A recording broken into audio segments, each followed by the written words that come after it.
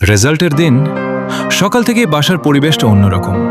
মা হয়তো বারবার এসে জিজ্ঞেস করবেন রেজাল্ট বের হয়েছে, তারপর কিছু না বলে আবার নিজের কাজে চলে যাবেন, কিন্তু বোঝা যাবে তার মনটা পুরোটা সময় আমার দিকেই পড়ে আছে। বাবা বাইরে স্বাভাবিক থাকার চেষ্টা করবেন, কিন্তু মাঝে মাঝে ফোন হাতে নিয়ে সময় দেখবেন। হয়তো কাউকে কিছু বলবেন না, তবুও তার অপেক্ষাটা সবচেয়ে বেশি। ছোট ভাই বোনেরা বারবার বলবে, দেখো না বের হয়েছে নাকি।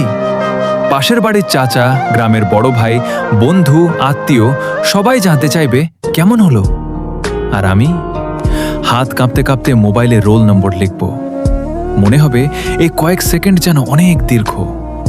একটা ক্লিক, তারপর কয়েক মুহূর্তের নীরবতা। সেই নীরবতার পর হয়তো বাসা জুড়ে হাসি আর আনন্দ ছড়িয়ে পড়বে। হয়তো সবাই স্বস্তির নিঃশ্বাস ফেলবে। ফল যাই হোক, সেই মুহূর্তটা জীবনের এমন একটি স্মৃতি হয়ে থাকবে যা কোনোদিন ভুলে যাওয়া যাবে না।